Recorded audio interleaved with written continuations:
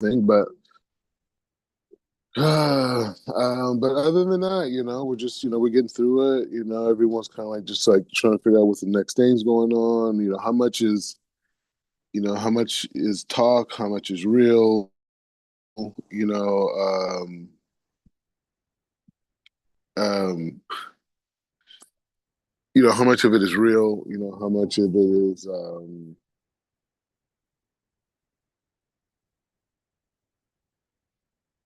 I don't know. I mean, it's a thing. Is it going to escalate? How much is going to escalate? United States involved. This. So I mean, they're gonna. I mean, this is like one of those moments in history where it's kind of like you have to. You have to go all the way. You know what I mean? It's one of those things because it's like, um, um, the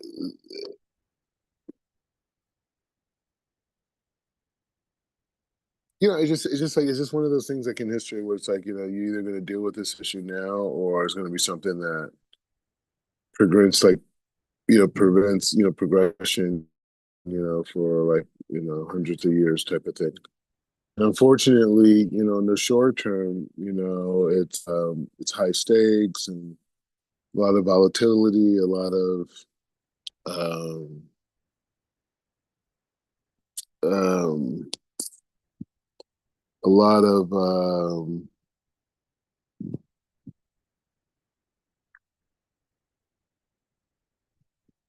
it's just a lot of warfare. You know what I mean? So it's just one of those things. So either way, we're moving, through it. It's just one of those things you just don't know what's going to happen next. You know what I mean? It's like, does it escalate? Does it de-escalate? Is the United States going to do it?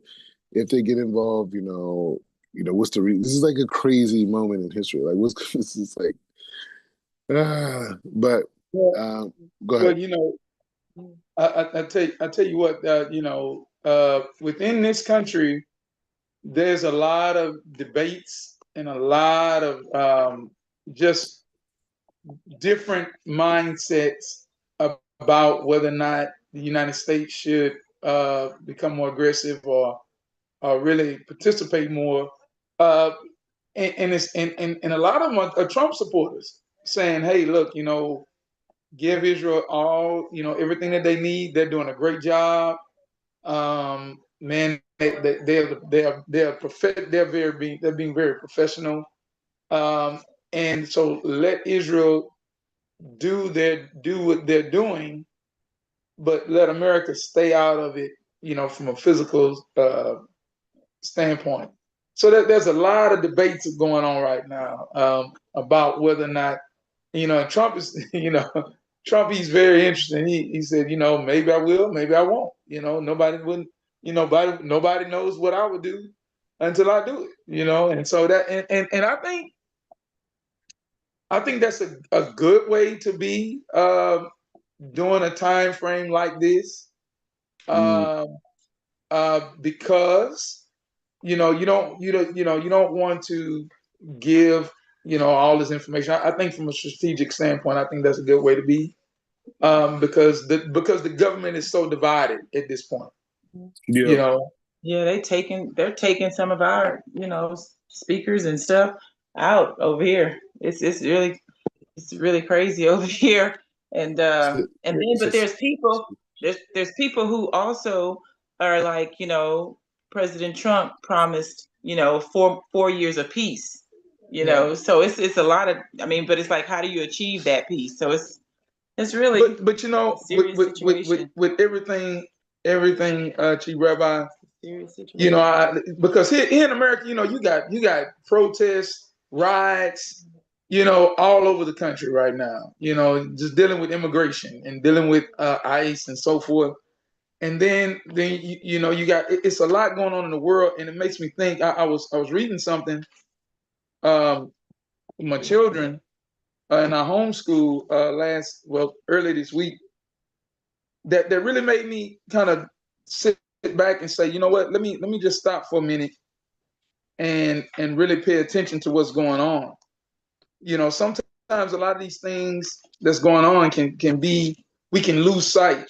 And it's something that, I was looking at Book of Judges, and I want to get your take on this too. The Book of Judges says chapter 3, verse 1, it says, "These are the nations that the Lord left so that he might test by them all the Israelites who had not known any of the wars of Canaan, so that succeeding generations of Israelites might be made to experience war, but only those who had not known the former wars, the five principalities of the Philistines and all of the Canaanites, the Sidonians, Hivites, and who inhabited the hill country of Lebanon, from Mount Baal Hermon to Lebo Hamath.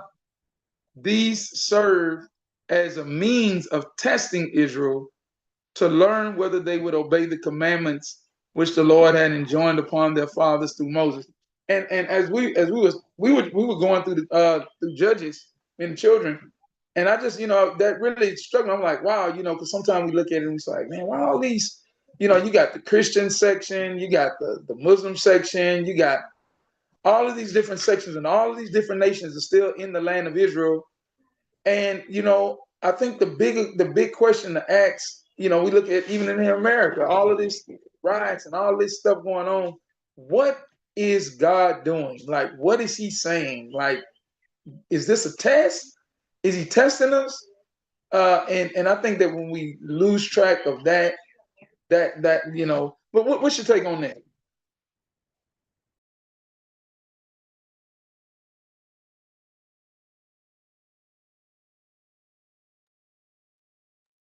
Sorry about that. You hear me okay? Yeah, we can hear you now. Yeah. So yeah, I mean, it's all relevant. The thing is, it's like, all of Israel is not, at the same level, right? Like, there's the righteous of Israel, there's people who are in between, there's people who aren't really that so righteous, right? And so um the point is to say that, everyone's test is at their own level. And it's all relative to where they're at and their unique mission and cocoon, all these types of things, right? So when it comes to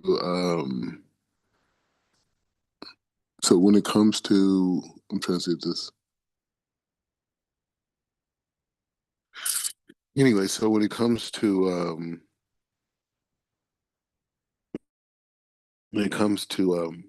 you're looking at, when certain decrees and how they manifest, it's like sometimes there's a perspective that, like, it's a collective thing, right? Like, the way that for me to keep the Torah means something much different than a person with a different background, right? With a different set of experiences or whatnot.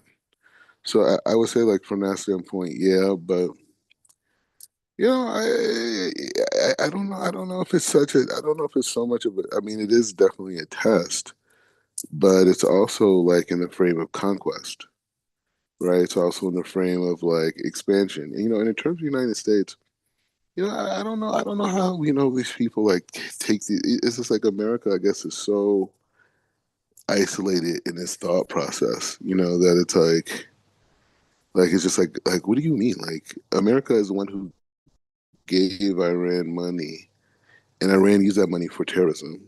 And then America partner Israel, who was attacked by this terrorism, responds, and then America funds them, and then now, you know, uh, America tells, Iran, they want to renegotiate, you know, the Obama nuclear deal, in essence, right? And how that's going to function, and really putting them in a really, like, really, like, shrewd, a really, like, shrewd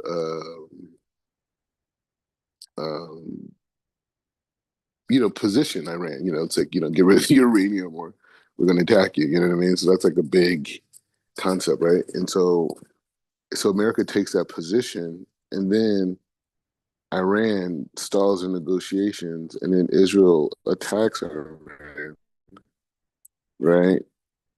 And then people are like, well, why is America getting involved?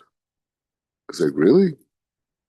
You really think like America like is just just minding his business, this whole thing, and Israel just going out, is creating mischief and starting fights with everybody, and the whole thing. I mean, that's what you think's happening.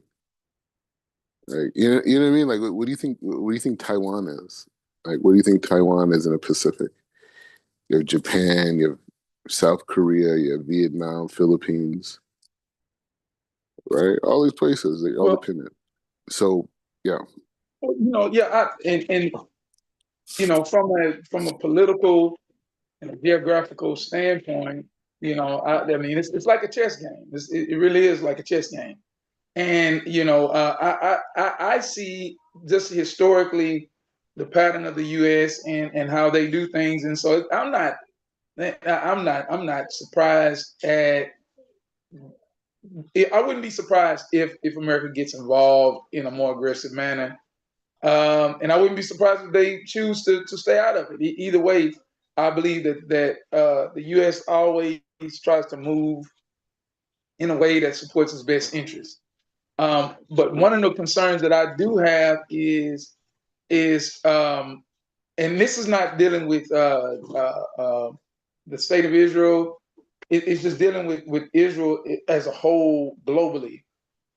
If we are to consider, because I don't believe that America really considers the like a couple weeks ago we talked about separation of church and state, right?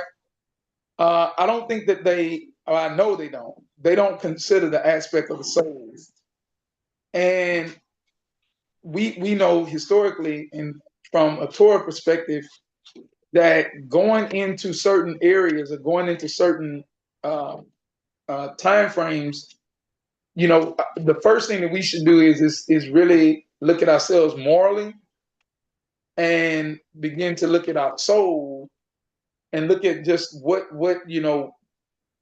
not take our eyes off of that, not take our eyes off of that, not to say, hey, look, we have to move strategically as far as defending ourselves and being proactive as far as in strikes, but also where we at morally involved. I think that even in the state of Israel, there should be that major aspect of we got the government that's doing the politics, that's doing the strategic planning, but that level of like Sanhedrin, I'm just concerned if that is in place because those decisions should be that they should parallel each other. There should be that relationship between the spiritual community, the pious community,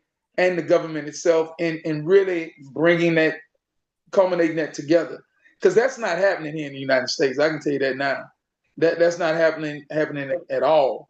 And so we want Hashem to be guiding, and we want His blessing. So I guess that's my concern. Yeah, I would say like at this moment, like the government that we have today is a precursor, right? Because there's no such thing as like a Jewish government, right? There's only a Jewish kingdom, right? And so we want, King Mashiach to, reveal itself, make itself available for everybody, the masses. And and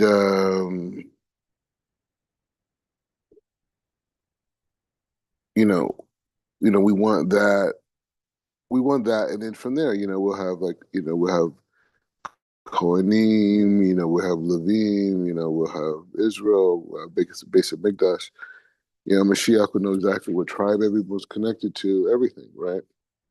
So that's like the main idea. So right now we're just kind of like in this place of like surviving long enough until Mashiach comes, right? Like we're just waiting, right? Like we're not fully at home, we're not fully at peace. We're just waiting for Mashiach, and we're just buying more and more time as much as we can to do that. So right now we have this nation state and this and all this politics and all these enemies, but all this is predicted, through the prophets. But the point is just saying that's our main thing right now. It's like we just need more time.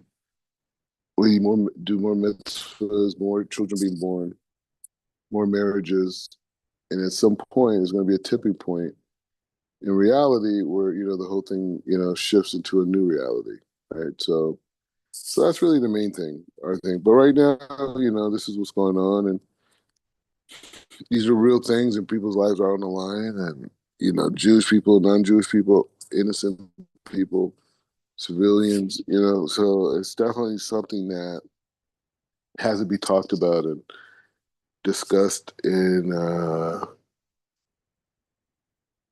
these types of things, right? And so anyways, the point is just saying that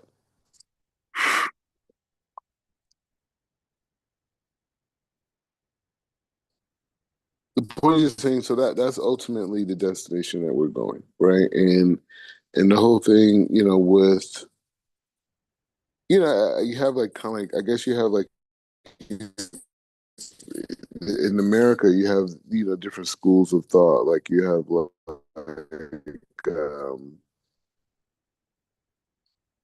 I don't know.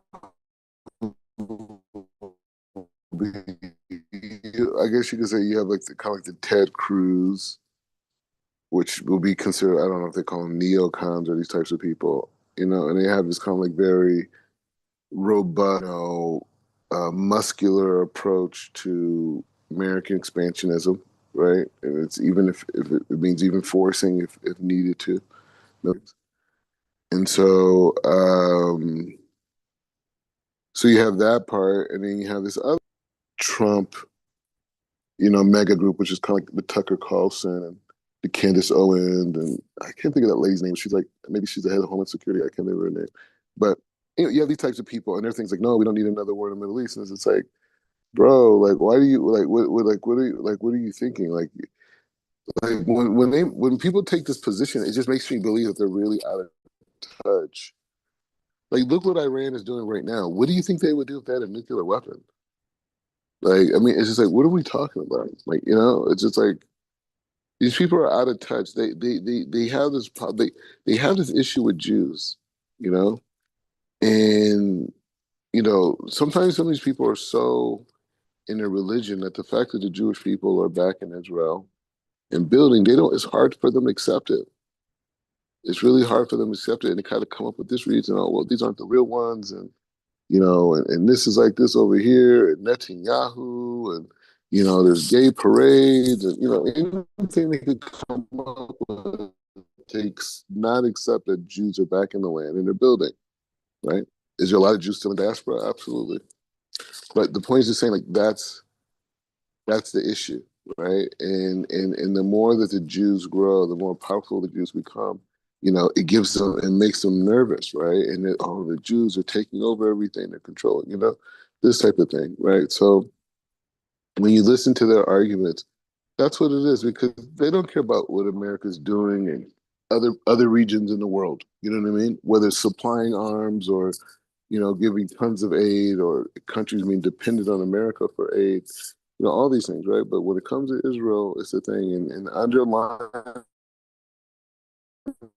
of it is because they're just chosen people, and they went through diaspora. I was predicted by the prophets, and now we're back, right? And so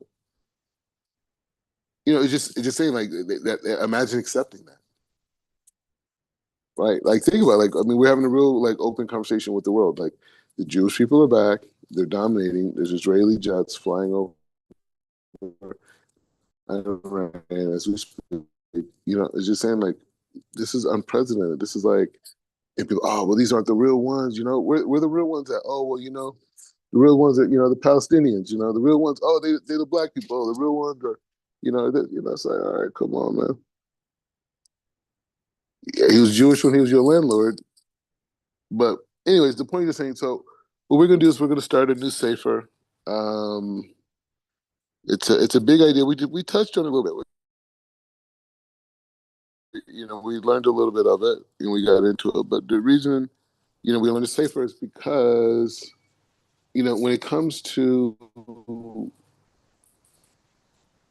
talking about like spirituality, there has to be a comprehensive conversation about what the creator is and what the creator is not. And how does this creator as a mechanism fit into this divine flow from itself all the way to, say, the myth perform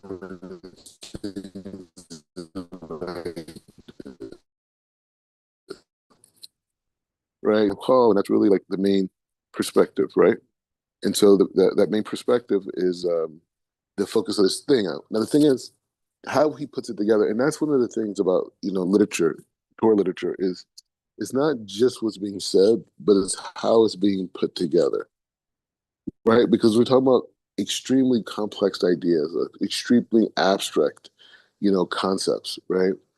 And so how do you do that, right? Like, say you're sitting down at the bench, on some bench somewhere, right? You get a bus or something like this, and somebody turns to you and say, "Hey, like, what is God?"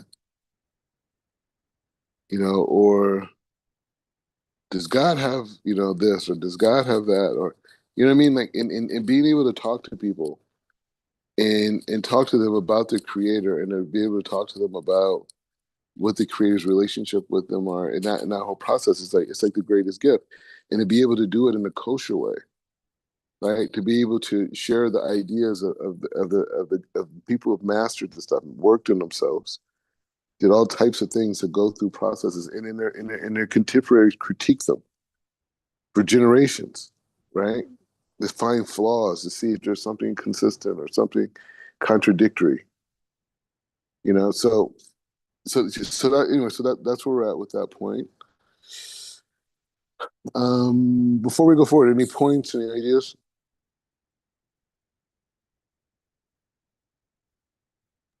No, no, we're fine. Okay. Slow down. Yep. There you go. So all right. So okay. So the thing is like this. So I could admit it myself in traditional reading, like meaning like when I was like in school or whatever, um, when it came to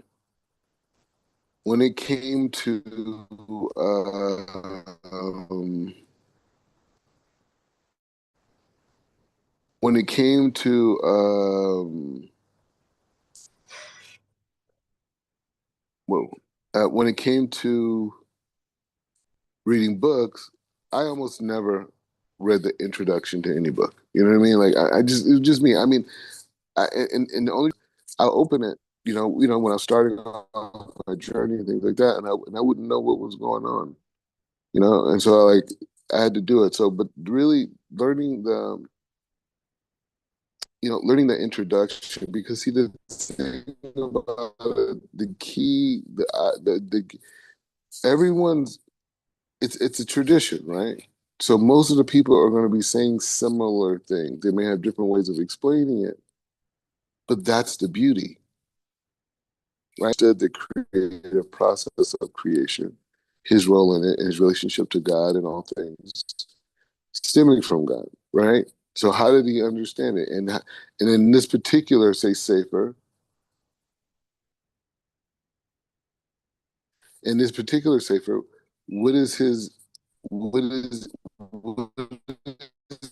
what is his objective? What is he trying to do? Right.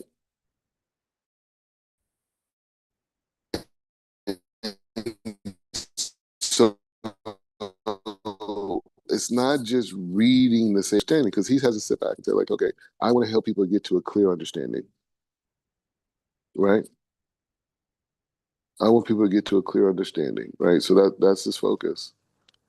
So that being his focus, he's like, okay, well, fine, that's my focus, is to get someone there. Now, how do I do that? And what is the process of me getting there? Because a lot of times people, don't appreciate steps and building blocks, right? Because we just learn, like, we try to stay at one point, like meaning one chapter, right? Or one idea, right? But the point is saying, like, being able to understand that. right? And to be able to kind of like really connect to building blocks of understanding, because the more we're clear on these building blocks of understanding, the more we could apply them to our life. Okay, so this is the introduction of Derech Hashem. Derech Hashem is what you would call like a hashkafa sefer. Like what it means hashkafa, like like the way we see the world, the way we see life, and the way we see our relationship with Hashem, right? So this is his introduction, one of the great Ram call. It says Yitron Yaditi Mahadavarim Ha'al Mad Kunot. Okay, so this is how he's going to present it. He said this is his introduction, right? So he's writing this to explain, to give us kind of the purpose and what the book. He says the advantage of. You can hear me? Yeah, it was digitizing Can some. you hear me? Yeah, it's kind of digitizing right now. Oh, really? Now that was Hold on, clear. let me go to a different. Now you clear now. Yeah, Yeah, is this yeah, you better? sound good now. Yeah, yes. Okay, perfect. Okay, so he said the advantage of knowing things within a framework of their parts according to their division and the structures of their relationship over their knowledge without distinction is a distinction is just over their knowledge. All right, so again, sorry. I'm just getting everything. He said the advantage of knowing things within their framework of their parts according to their divisions and the structures of their relationship over their knowledge without distinction, like the advantage of seeing a garden beautified by its flowers, enhanced by its paths, and planted in the specific rows overseeing the thick of the reed, or a forest growing mixed together. For in truth, the perception of many parts about which we do not know their connection or true place in the structure of all things, of all that is structured by them, is nothing but a heavy, joyless burden to the intellect, and that desires to understand it. All right, so he's saying like this. He's saying that like a lot of times, especially when you're young, you have the confidence to. When you're young, you have the confidence to ask like these really kind of like wild questions. Why is this way? Why is that way? And what's going on or what's going to happen? And as we get older, for some reason, we become more and more desensitized to that type of curiosity. But nevertheless, what he's saying is that still our intellect desires it, right? It just becomes one of these things we kind of like push aside, or we subjugate, or whatever. We just do that. But the reality is that point, right? He says the intellect wearies itself with it. It toils, it despairs, it tires, it has no pleasure, as it will not quench its desires to come to the purpose of any part that one has come to consider. For this will not come to him, since he is missing its complete context. So he's saying that people they look, they search, they go to college, they go to these different places because they ultimately want to understand why life is the way it is. I always wonder when people when I hear like they study psychology in school, when they study psychology in school, like what were they really studying for? You know what I mean? So it's just saying like I think people go and they have this idea of higher education or these things, and obviously economics plays a big part, but the true concept is um is that that child desire to want to know how things work and why they work and what's going on there is something that we carry. And he says that we carry this with us most of our lives, right? And he says the intellect toils and wears itself, and it toils and despairs. Okay. It says for this will not come to him, So this is the thing. So I read it again. So he says the intellect wearies itself with it, and it toils, and it despairs, and it tires, and has no pleasure, as it will not quest it quenches its desire to come to any purpose part that one has come to consider. For this will not come to him, since he is missing its complete context. As the great part of something is surely its relationship to those things that relates to it and its place within its context, and he says, and this is lacking from him. So it comes out that his desire is his unresolvable burden, and his longing to his unassumable. I don't know this. I don't know what word is. What is this? Anyways, what's going on here, right? Because we're just reading it.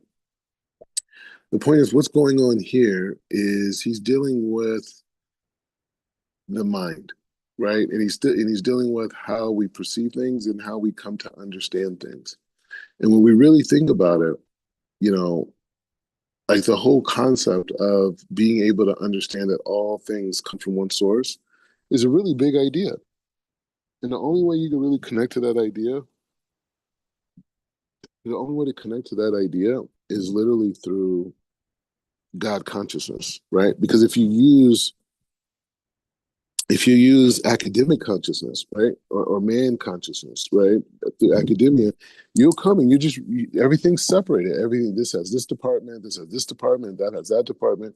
Say like the legal system is one department, but you could say like biology is another area, right? But we would see that biology and the legal system, of God's legal system at least are working in harmony together, right? But over here, this isn't the case, right? So he's saying that most people walk around with this dynamic, right? And then I'm sure he's going to apply it to Judaism, where a person could come into the Torah and see like, oh, well, we got to do rapture filling, we got to do this holiday, and we got to do this thing, and we got to read this thing, we do this once a week, and we like these things. But it's just like, wait, how's this all connected, right? Okay. So he says, not so. So not so is the one who knows something in its context, in its context, right? He says when he examines it, it is clearly revealed to his eyes. So when a person, he says, the person who understands things in their context does not have this issue that we just learned about, this longing, this pain, this burden. Not so. It said not so is the one who knows something in context. When he examines it, it is clearly revealed in his eyes as it actually is. He grows in his understanding of that, to which he turns, and he enjoys the beauty of his work, and is exhilarated. He says, and in general, that is one. He says, and in general, that which one needs to examine about his subject is the knowledge of its true place that we mention. And that is because when we surely examine all things, physical and conceptual, which is all that can be grasped by our intellect, it comes out that they are not at all one type or function, but rather different types of differing functions. All right. Okay. Okay. So he's saying, okay, so one he's establishing that, this idea of different parts, right? This idea of different parts, exist, right? That's number one. Right. Number two is saying that when a person understands that what these different parts are and how they exist in their context, he says it gives a sense of exhilaration, right? And he says, and in general, that leads one to examine the subject. So now that you have some form of structure to it, and you have this sense of exhilaration, now it has like kind of like a shape almost, and you're able to endeavor to go into it more.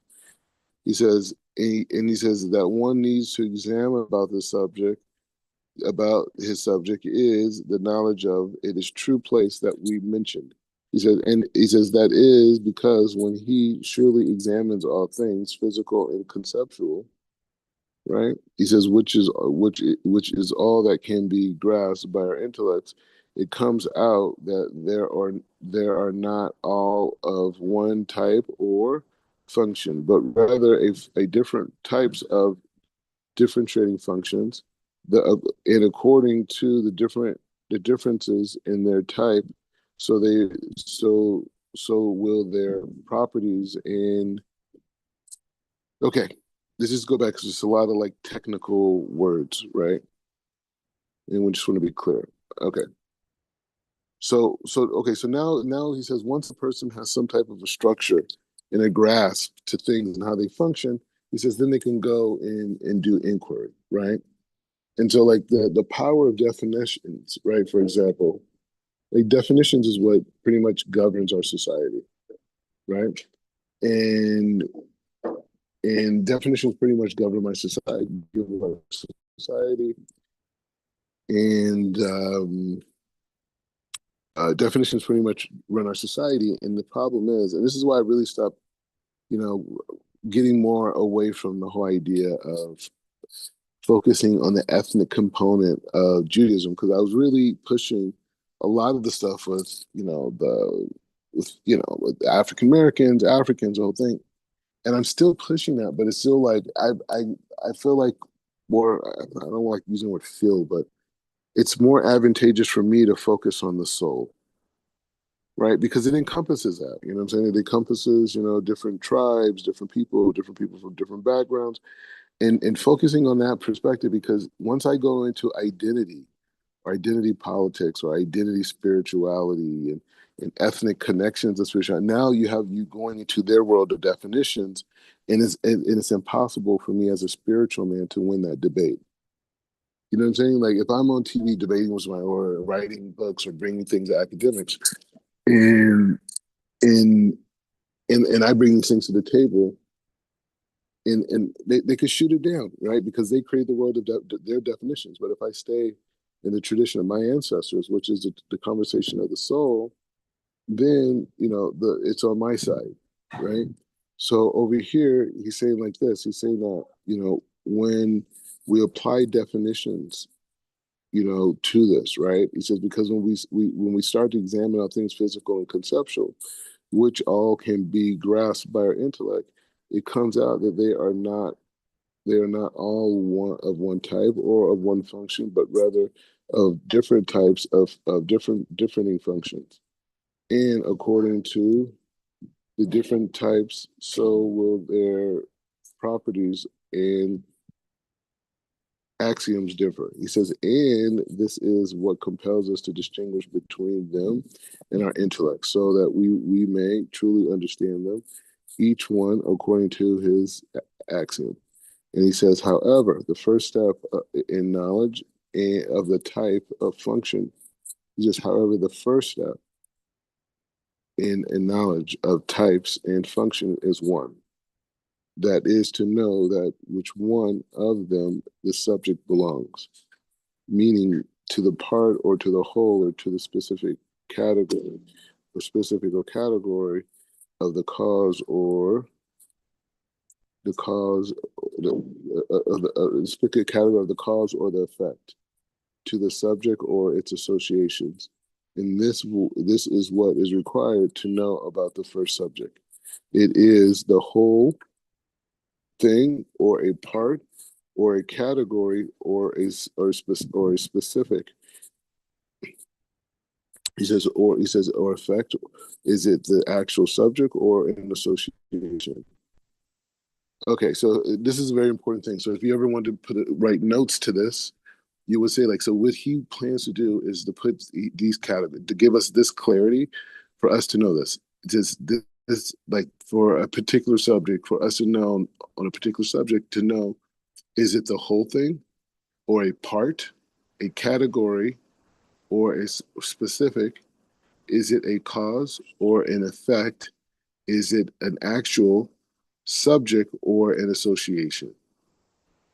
So this is the baseline, as he's saying, that which he's going to open up to us in this book. So we'll be able to understand the different parts of the universe from this context, right? Which is very high level, right?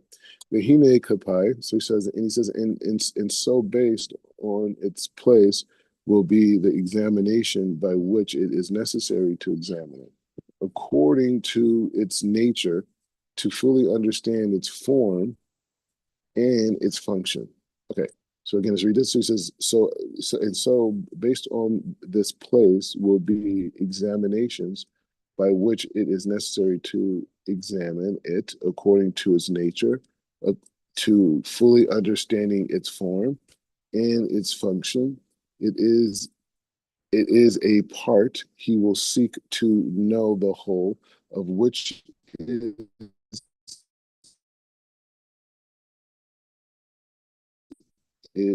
which it is. If it is a cause, he will seek to analyze effect. If it's an effect, if an effect, it's cause. It isn't. If it is an association, he will seek knowledge about that subject, as well as a knowledge of what type of association it is. If it if if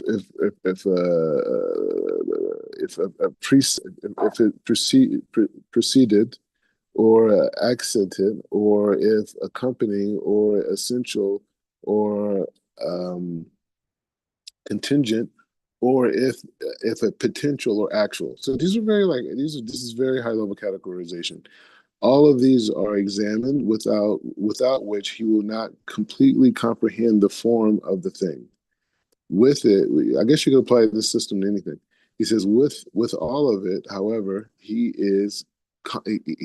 may contemplate the nature of the thing to know if it is consistent or limited. If he is limited, he should investigate its limits. For surely any true becoming false if it is ascribed to a subject not fitting, or if it is seen outside of its limits. Okay, whoa, some hard stuff. It says umanam sarik. So he says, however, one must consider that the number of details is much great for the intellect of man to contain, and it is impossible for one to know all of them. Yet it is formed, but it is formed, but yet what it is formed for him is to attempt to know the general principles.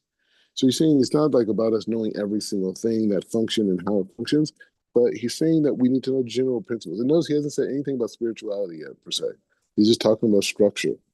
So and he says, as the nature of every principle is to contain knowledge about many details, so when one grasps one principle, he also grasps a great number of details. And even though he has not yet examined them because they are only details summed by the principle, nevertheless,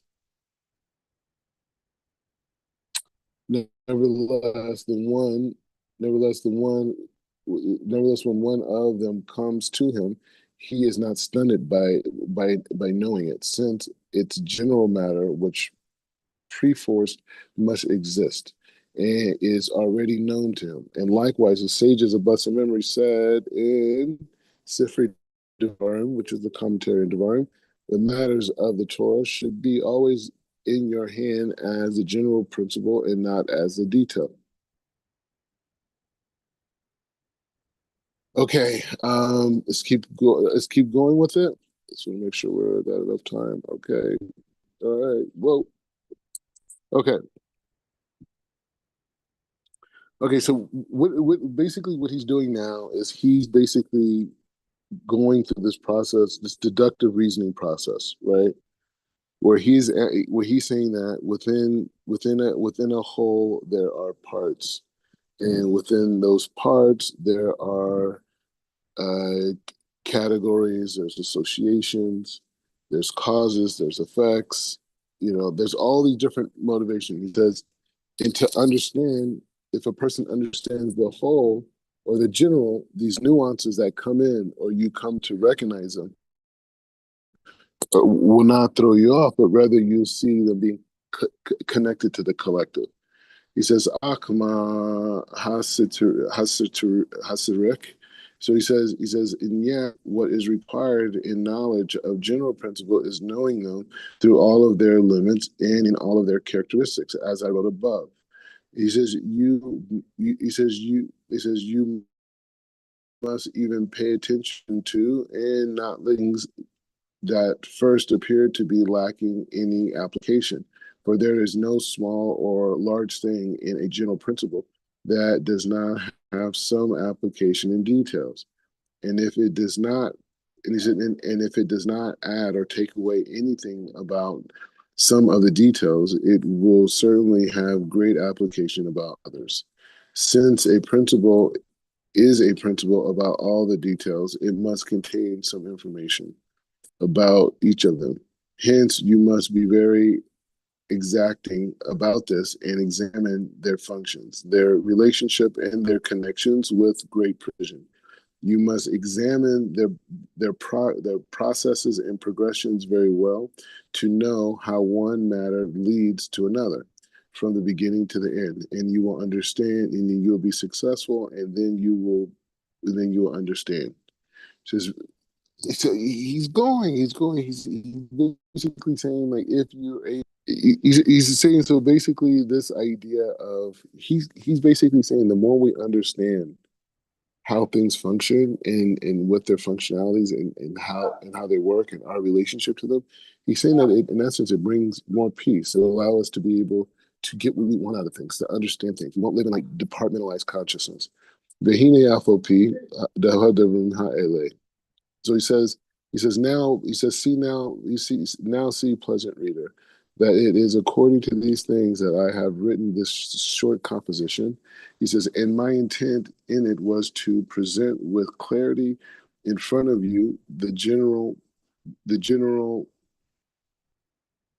principle of faith and divine service in such a way that you could understand them properly, so that they create a model for you sufficiently free of jumbling and confusion.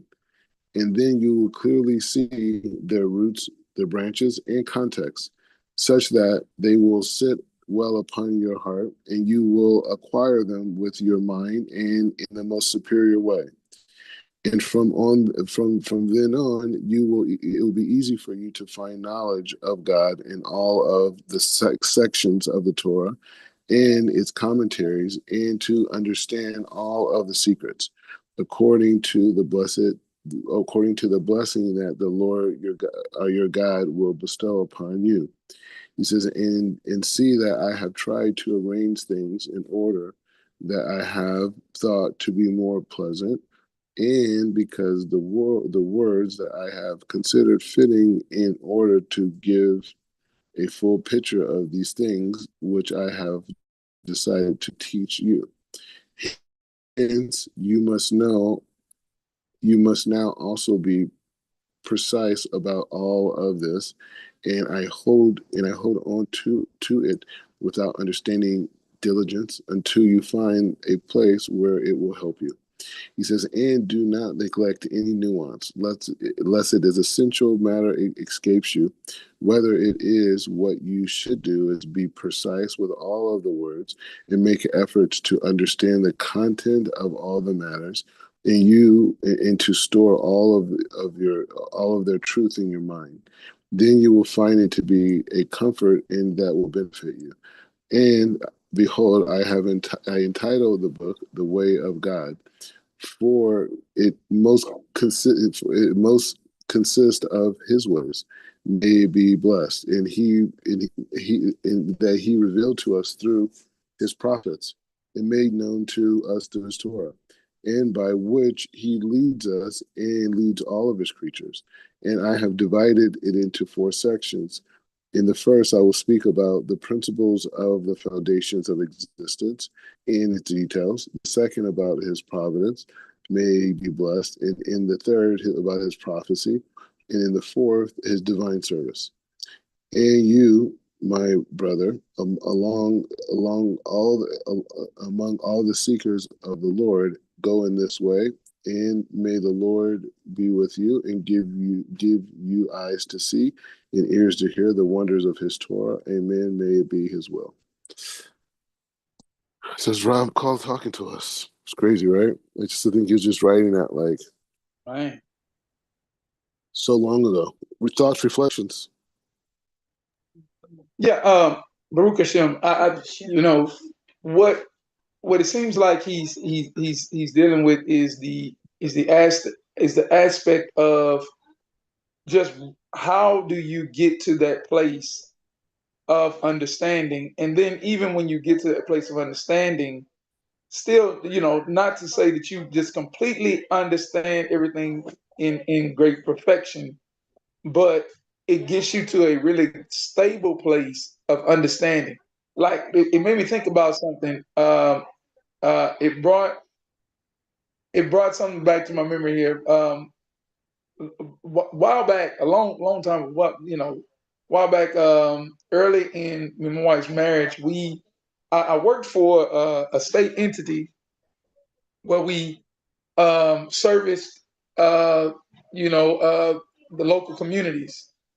And one of the things that I found was that a lot of people, a lot of policymakers, and governmental and politicians really did not understand their communities. They didn't understand their communities, so they would make decisions based off of a certain level of perception that they had about the communities that they were, having leadership roles over. But they never took the time to actually get to the ground level and understand their constituents. They only understood those within their circle. But when you govern a whole or you manage a whole, they really drop the ball on several aspects of their policy making. And so, like for example, they would make statements in meetings like, oh, these people, they're lazy, or they're, XYZ, or, so we're going to make a policy that's going to force them to get a certain response, not understanding that, like giving just a quick example, within certain communities, you would see a trend, whereas people would um, get a public assistance, be on public assistance program, and they would get this help, this charity, basically. And when they, but it was all to get them to go to work, right?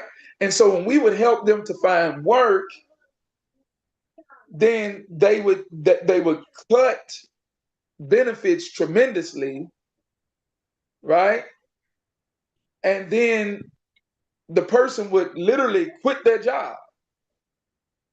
And so it was an aspect saying, oh, you see, they're lazy. But what they were not, but because they were not in tune with the community itself, they didn't understand that when they, instead of rewarding the fact that this person is getting a job and that they're holding a job and help them to increase, what they were doing was they were cutting their benefit, and they were making $7.47 an hour. And so when they cut the benefit, it was like there's no way for them to grow. So if we're going to help the people, we have to understand the people, where they're at, and understand the economic situation, understand even their spiritual aspect. And so this was something that I saw that was a failure, and we were working to cause it a different program, to develop a different program, to whereas we were saying, listen, hey, look, no, don't cut their benefits, reward the success, because what's happening is that you're not rewarding the success, you're rewarding those that you're rewarding the problems. You're rewarding those that are not doing this, that are not progressing, and that creates a stagnant community. And so in leadership, understanding, the people, understanding their situation, also understanding the whole dynamic is very important. And what I like is that he's saying, listen, you have to be very precise in trying to get your understanding, or it's going to confuse you, or it's gonna be just something you don't want to deal with. And I've seen this before within communities where politicians and leadership, pastors, um, just get frustrated with certain things and certain programs, certain because they never took the time to precisely understand every single dynamic and really allot themselves the time to analyze everything. And so and we also find the same thing when we deal with Torah. Some people get frustrated because they're not taking the time to actually look at every single word, look at every single, like, why is it said? Why is what? And I love the fact that that's why the sages, uh, they do take the time, and that toil, there's a reward for that toil because they get a fruitful experience and a fruitful positive manifestation of what they're trying to accomplish.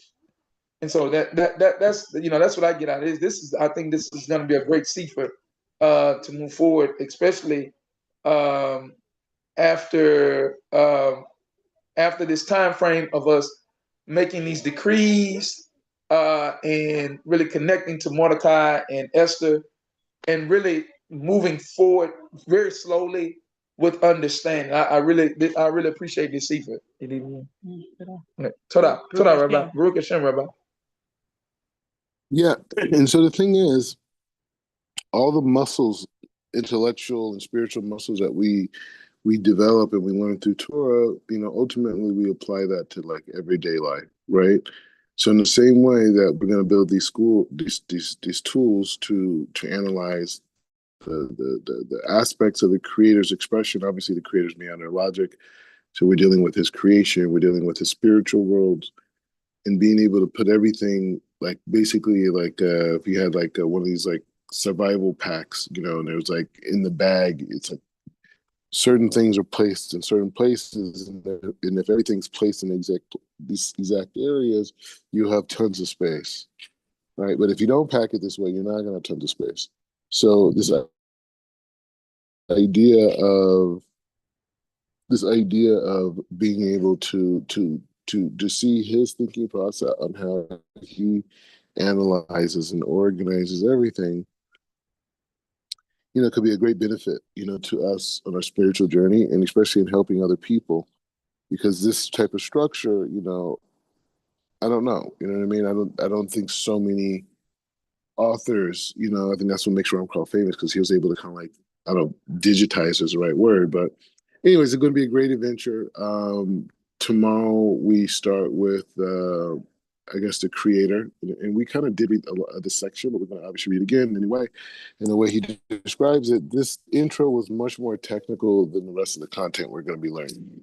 You know what I mean? This is like very technical, and because he wasn't in the beginning, he wasn't even talking about the creator. He was just talking about the sum of parts and how they function together, and us analyzing that and being able to be aware of that in life and function in life in that way, and how much more peace. So as much as we're learning about the details of the Torah, the strength of this is being able to take that same thinking process and apply it to everything. When you walk into a building, you're able to see all the dimensions of it, right? Because it's organized. You have an organization system in your head where you can see even spirituality. May I speak? Right? Because once it's organized on a physical level, then you could go deeper. And yeah, go ahead.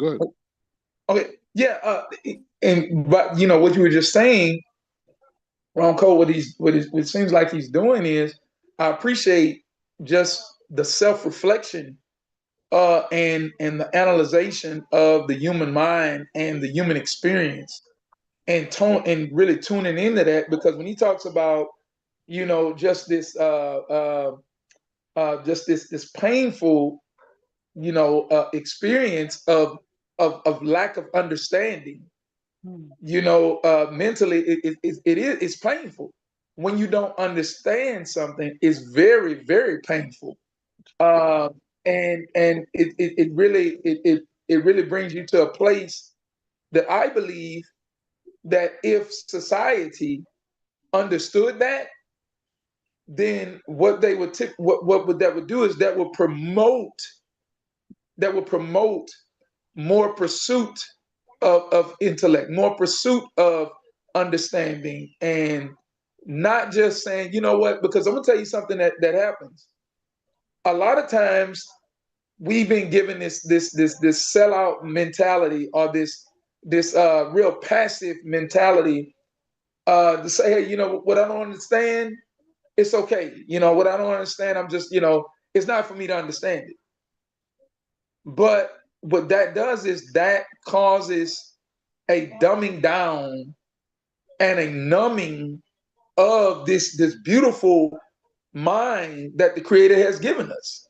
He's given us a mind that is desiring, like I said, that desire to understand. And so when we hinder that and we say, oh, you know what, uh, it's not meant for me to understand it, right? Then that literally, um, just like a muscle that's not being used, can become very stiff and eventually not even be able to be used anymore. And I really appreciate that he brought that out. He really, I mean, man, it's like he like just hit it right on the head. And I believe that comes from just self-evaluation and understanding himself and understanding mankind in the human mind. Yeah, yeah, and I'm sure I can only imagine how many hours of contemplation it took him to get to these points of clarity to understand his own thinking process, and then be able to, from that structure, to be able to analyze others, and then to be able to understand that in the context of how we understand God and Torah and a relationship. So, review the introduction if you have time. Good to do that, just to be in that. And I just think, like, if, as you know, you guys are educators, like these are like huge systems of thought, so he kind of like lays out a premise. There's, like for me, for example, like one of the things that, going forward is, it's like, we're class Right. and say, going forward, I'm going to have pre-recorded. So, yeah, go ahead. Hey, I have just quickly, I, I think, and I want to ask you a question about that. Do you feel like, because you're like in the prime place, because when I think about like a lot of the sages and a lot of, even when we go back to even Rambam, right? When we talk about them, and what gets me is that they were able to produce such profound cephas, and just so profound thought of Torah and commentary in a time frame that they were being like bombarded. I mean, just communities being overthrown, they having being exiled, having to move from one place to the next, and just all of the, pogroms, all of this stuff is going on, and they're coming out with just this magnificent amount of work. Do you feel that in the time frame that you're in right now, with all the missiles flying, all the bombs going off, getting to this place right here mentally, do you believe that this is helping to perfect your ability to see and to develop, develop understandings like this? Perhaps, I will say that definitely it puts a sense of urgency to go out and bring more of God's light in the world, and bring as much information about, us as human beings, and us and our souls, and its function, and making that great again. You know what I mean? Making awareness of the soul great again, and being able to go back to that place. So yeah, I think seeing people dying, and just seeing how, like, in America, like, I mean, we have crime. You know what I mean? Here it's like it's a much more expanded idea, right? And so I think the effects of it, like, definitely, it just creates this a severity of just how important it is. Like in the entertainment business, when I worked in the media space, like, we would, you know, think of ideas, for trends. Like, I would like hear, like kids say certain words, or, different fashion nuances or whatever. And we would want to like package it and incorporate it into a series of ideas to make it accessible to that consumer that actually created it to begin with, right? And so, like, if we could do that and in effect, tens of millions of people, hundreds of millions of people do different campaigns, why would we not be able to do that, for basic ideas about the human being, right? And we take it for granted because, we say that we think people are so far away from grasping these concepts and understanding it because it's not in academia. You know what I'm saying? Because it's not in academia. We think, like, talking to people about the soul or angels or, their energies, and these are, we think people won't grasp it, but it's just not true. So I think if anything, it definitely has created a situation of a sense of urgency and wanting to rise to the top, not because of ego, but from the standpoint of wanting to, wanting to help, people that are, people that are suffering, people that don't know better, So I think on that, but yeah, I mean, we'll see. I mean, we'll see when the story. I mean, we're still at war. I mean, I think it's gonna get maybe a little bit worse before it gets better, So I mean, God willing, it's the opposite. But so yeah, so that's where it's at. But we'll see where all this propels us, all this that God put us in. But yeah, definitely. I mean, we're writing a lot. I got there's all types of. Oh man, I got so much stuff, ready to come up, but everything comes out at God's speed. And I got this new place and it's nice, but it's like now there's more traffic coming in my place, because like for so long, like I was like married guy, and kind of like when you're married, you have like a sense of like protection in a way because it's like more of a home, But now it's like I have a bigger place than even when I was married, and so it just worked out that way. But the point is just saying that like now it's like people know I'm here, and I have a lot of visibility, a lot of visibility. And you don't realize the impact of that visibility when you're married, right? Because you're like in the house, and you're always in the house, you're always doing something, you're always eating, right? And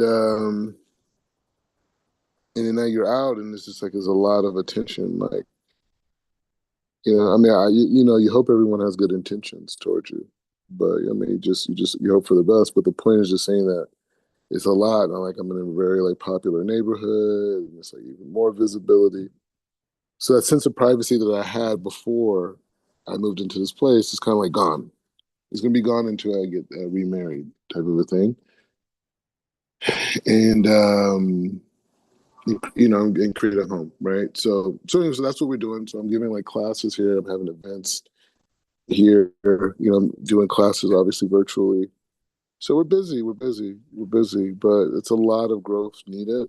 A lot of growth needed, and but we're in business, and we're just getting started. Anyways, okay, so we'll continue tomorrow, B'ezras Hashem, at the same time. We'll continue on, but please review just that system, that structure is just priceless, especially with the kids. Like it's such an analytical system, right? And then as we dive into it, we'll bring out more, and you'll be able to apply more. Baruch